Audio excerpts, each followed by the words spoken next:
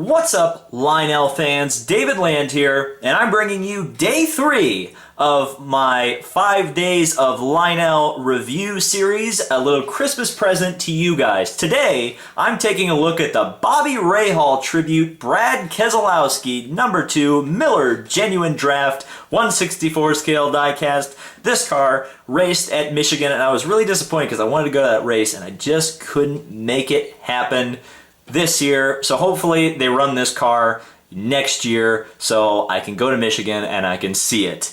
So this is David Land on YouTube. Strap in, we're doing another Lionel review.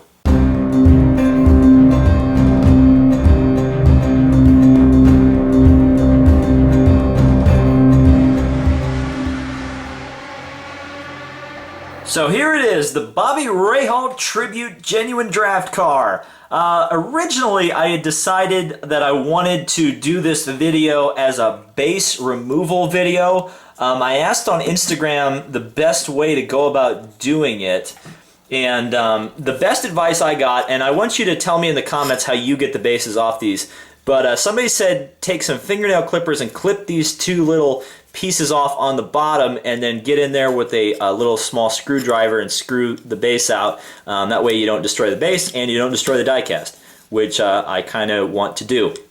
And here's the thing, and I'm going to go on a little bit of a soapbox as I show you the car all the way around.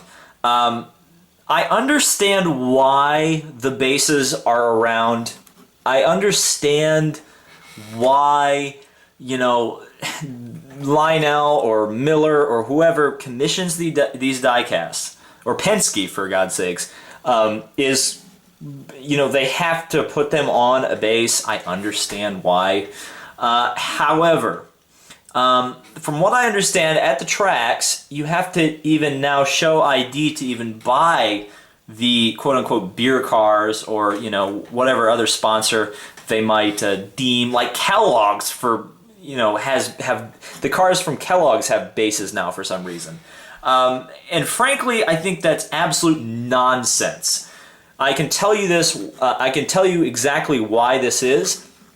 You know what? I grew up in the era of IndyCar racing, and NASCAR racing for really that matter, where we were bombarded with cigarette advertisements on the race cars, on the racetracks, in the stands, everywhere. This was the same for NASCAR. We were bombarded with cigarette advertisements. We were bombarded with alcohol advertisements. All over, everywhere. Races were named after alcohol sponsors. Races were named after cigarette companies. They were cars with Marlboro logos, Cool logos, Player logos, Hollywood logos, Miller, Coors, Bud, you know, Bud Light, Miller Lite, I mean, Genuine Draft, you know, all these sponsors. Hey, guess what? I don't smoke. I don't drink. That stuff did not affect me at all. I'm 22 years old. I can legally do all that stuff. I don't. Why? Because those advertisements don't affect me. Do I appreciate the sponsorship of those cars? Absolutely. Thank you, Miller, for supporting the #2 car as long as you have. Thank you, Marlboro, for supporting Roger Penske and Ferrari and Formula One for as long as you have. But I'm not going to support your products because, frankly, they don't interest me. That being said, look, it's a toy. This is a toy. I'm sorry to you hardcore diecast collectors. A 1/64 scale car is a toy. All right? Kids can handle playing with a Miller Genuine Draft car. You don't have to put a base on it. This annoys me to no end because you're willing to let kids watch NASCAR. I mean, if it's really that egregious to have a Miller car on the racetrack with kids watching, you know, you think that's going to affect them so much that it will drive them to drink 100 million Miller Genuine Draft bottles. You really think it's going to turn them all into fanatics of Miller?